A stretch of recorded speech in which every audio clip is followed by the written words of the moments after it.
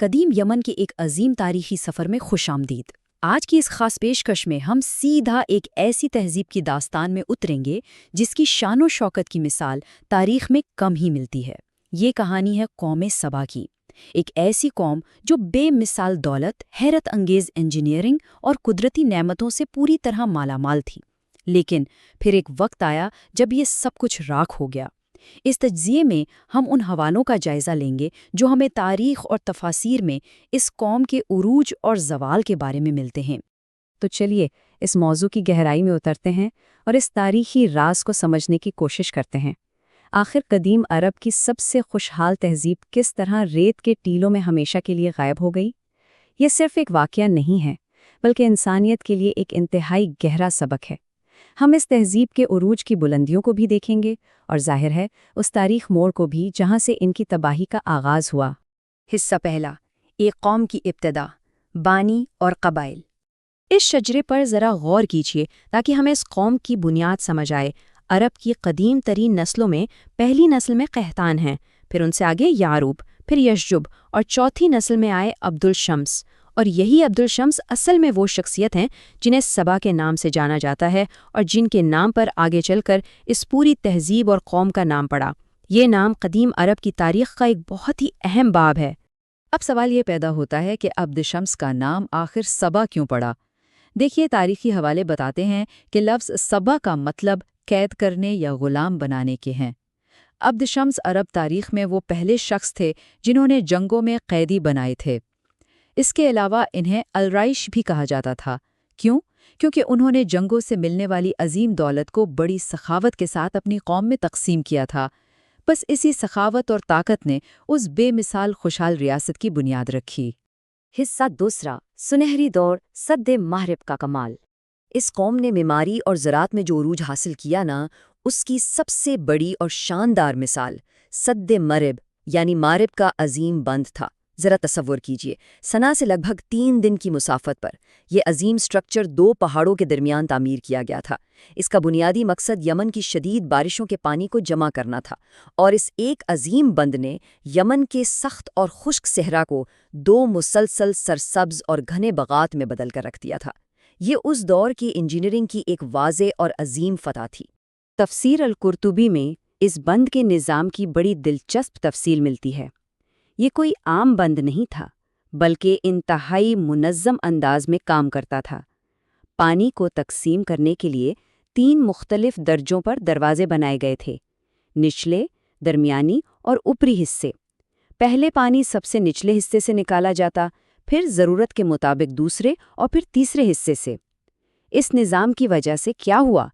پانی کی تقسیم ہر قطع ارضی تک برابر ہوتی تھی اور زراعت اپنی بلندیوں کو چھو رہی تھی۔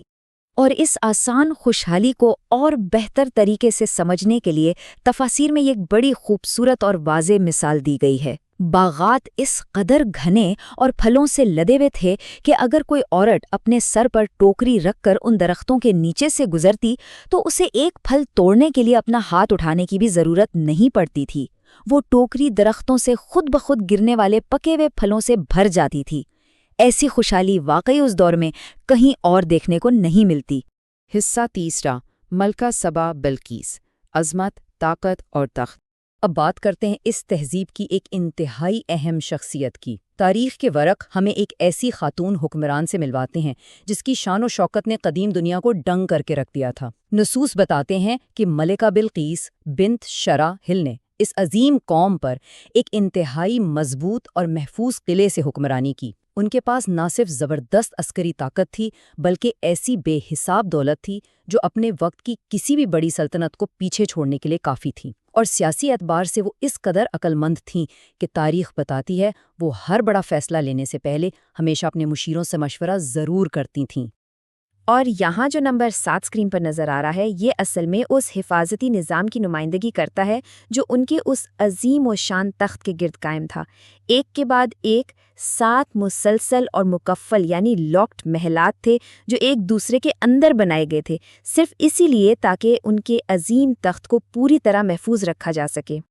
اب جو بات واقعی حیرت میں ڈال دینے والی ہے وہ تفسیر الجلالین میں دی گئی اس تخت کی تفصیلات ہیں۔ کہا جاتا ہے کہ یہ تخت خالص سونے اور چاندی سے بنایا گیا تھا۔ اس کا سائز دیکھیے، 80 ہاتھ لمبا، 40 ہاتھ چوڑا اور 30 ہاتھ اونچا۔ اور یہ صرف دھاتی نہیں تھا، اس میں قیمتی سرخ یاقوت، سبز زمرد اور چمکدار موتی جڑے ہوئے تھے۔ حقیقت یہ ہے کہ یہ تخت اس تہذیب کی بے حساب دولت کی ایک جیتی جاگتی تصویر تھا۔